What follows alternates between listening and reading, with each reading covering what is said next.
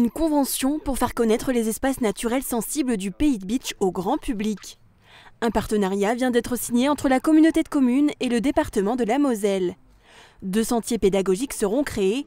L'un d'eux se trouvera ici à Volminster, à 2 pas du rucher du moulin d'Eschviller.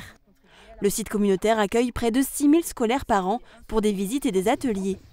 Le second sera créé à Val-d'Ouz, à proximité du regroupement scolaire. L'objectif aujourd'hui, c'est de rendre accessible aux jeunes générations, aux personnes à mobilité réduite, pour que ces écosystèmes puissent être utilisés ensuite dans tout ce qui concerne l'éducation à l'environnement. C'est d'avoir évidemment la capacité de découvrir ce que c'est la nature, ce que c'est ces milieux humides, ce que c'est évidemment la faune, la flore.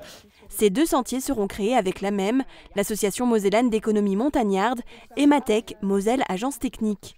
Le projet comprend la mise en place de plus de 2000 mètres de chemin partagés avec 21 stations d'interprétation ludique. Il va y avoir comme un observatoire ici qui sera un peu plus loin, qui permettra d'observer au plus près la roselière, avec par exemple des cônes d'écoute pour pouvoir écouter. L'objectif de ce sentier, c'est aussi qu'il soit ludique et attractif pour les enfants. Le coût de ce projet, porté par la CCPB, s'élève à 960 000 € hors taxes.